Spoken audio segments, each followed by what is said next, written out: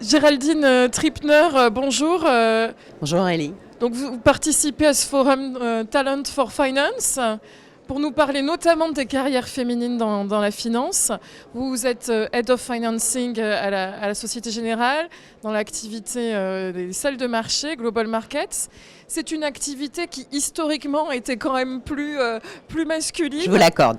Et donc, comment on fait pour aller capter ces talents féminins? C'est quand même un enjeu aujourd'hui aussi de diversifier ces équipes. Oui, c'est un enjeu majeur et ça nécessite une politique volontariste. On ne va pas se mentir, si on attend qu'elles arrivent, ça va être très compliqué.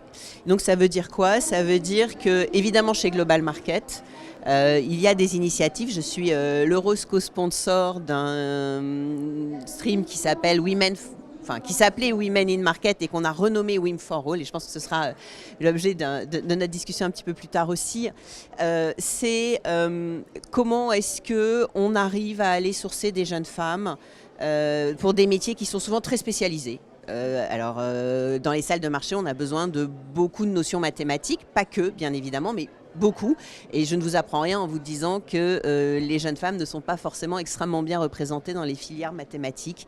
Et donc, pour en avoir, il faut se déplacer, il faut aller les chercher. Et puis, il faut également briser certains clichés qui existent encore. Et donc, ça nécessite d'aller à leur rencontre, de leur expliquer notre quotidien. C'est quoi être une femme dans une salle de marché? C'est quoi être un trader? Et c'est quoi être une femme trader? Et en fait, ça se passe très bien.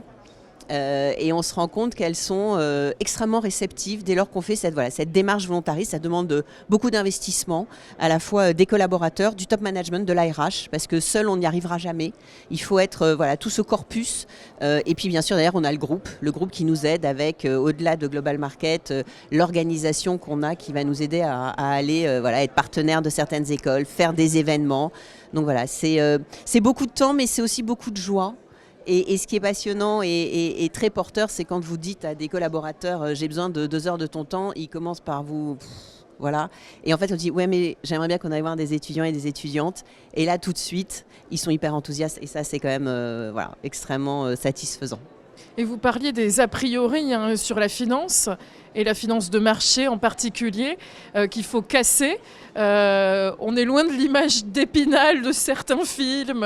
On est complètement à l'opposé. Moi, j'ai commencé il y a plus de 30 ans. Donc dans une société, il y a plus de 30 ans. Oui, c'était très masculin, bien sûr. Mais je ne me suis jamais sentie de près ou de loin proche de ces clichés. C'est une vraie vie, c'est une vraie société, oui, masculine, et avec une instantanéité de la parole, parce que nos métiers vont très vite, surtout quand vous êtes dans un training de flux, ça va extrêmement vite, vous avez le temps pour un sujet, un verbe, le complément, pas toujours, donc ça génère ce sentiment de franchise, mais pour autant, il fallait peut-être un peu tout terrain, accepter d'être un peu bousculé, mais j'ai envie de ça s'arrête là, ça a radicalement changé, comme on vient de le dire, et c'est pour le mieux, puisque comme je l'ai dit, on peut être excellent trader sans être grande gueule, et je crois que c'est vraiment important. Et c'est vrai pour les femmes, et c'est vrai pour les hommes. Il y a des hommes qui ne sont pas grande gueule, qui sont d'excellents traders, et on est très content de les avoir aussi.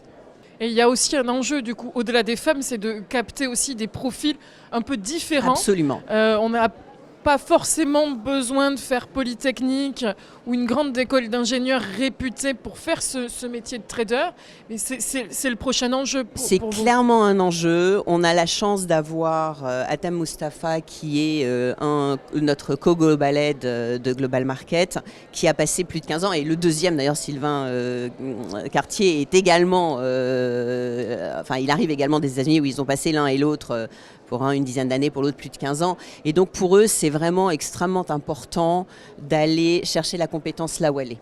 C'est-à-dire que oui, si vous voulez avoir un trading de compte, il vous faut quelqu'un qui fait des maths, je ne vais pas vous mentir. En revanche, il y a des FAT où on a des masters qui sont extrêmement bons, avec des étudiants extrêmement brillants qui peuvent tout à fait faire ce job. Et donc c'est l'enjeu maintenant, c'est d'aller peut-être, maintenant qu'on a mis en place cette rencontre, cette organisation, c'est quasiment une organisation pour aller à la rencontre des étudiants dans les grandes écoles qui sont notre, j'ai envie de dire, vivier historique, c'est de voir comment est-ce qu'on le duplique dans des universités, mais c'est plus challenging, non pas parce qu'ils sont moins bons, pas du tout, juste parce que ça demande beaucoup de temps, parce qu'il faut trouver le bon master avec les bonnes spécialités pour mettre en face des bons métiers. Donc il y a un travail préparatoire qu'on est en train de faire, qui va nous prendre un peu de temps, mais définitivement, vous avez raison, c'est fondamental, et parce que le trading, il faut avoir raison plus souvent que d'avoir tort, et si vous avez tous tort en même temps, c'est un problème. Ça peut produire des petits accidents. Alors à l'inverse, si vous avez toujours tous raison en même temps, c'est formidable.